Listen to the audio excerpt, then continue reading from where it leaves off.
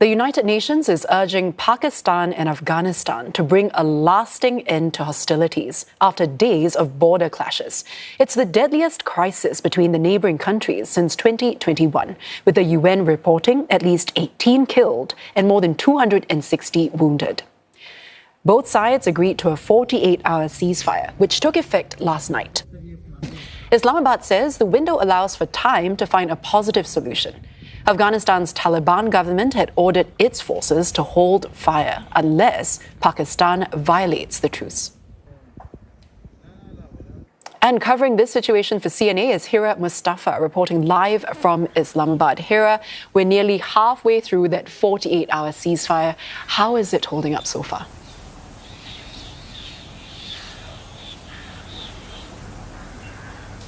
Well, yes, the tensions are still running high between the two South Asian neighbors. Security along the Pakistan-Afghanistan border, which is a long stretch of 2,611 kilometers, is on high alert. And in the aftermath of the deadly clashes between the two neighbors, we have seen Pakistani authorities suspending all the border crossings between the two countries. The trade is completely suspended, and this is what is making the traders on both sides of the border anxious, as they rely on bilateral trade for their livelihoods and to make their kitchens running. But now they're worried about the escalating tensions between the two countries.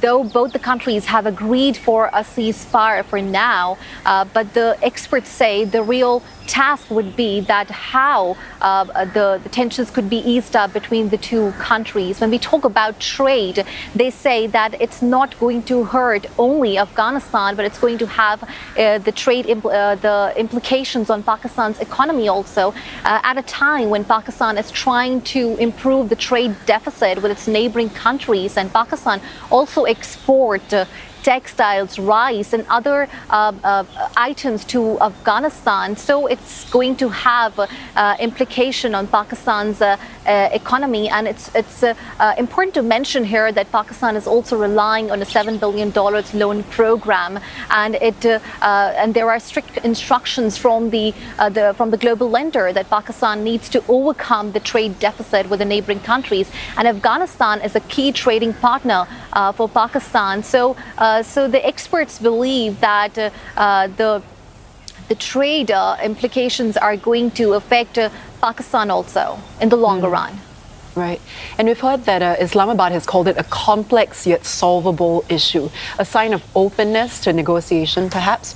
What efforts are underway right now to achieve a lasting truce beyond just the 2 days?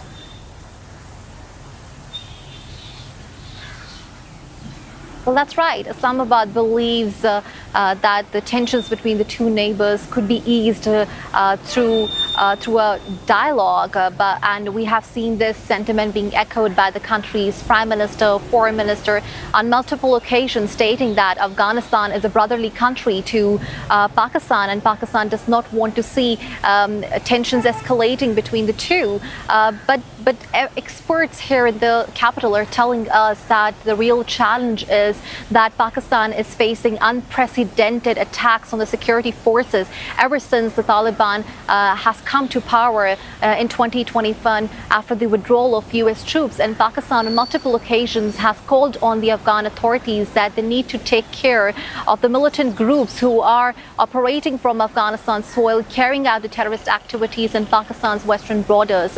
And they believe that this has angered Islamabad, as Afghanistan denies all these claims, and they blame Pakistan for not being able to put the house in order.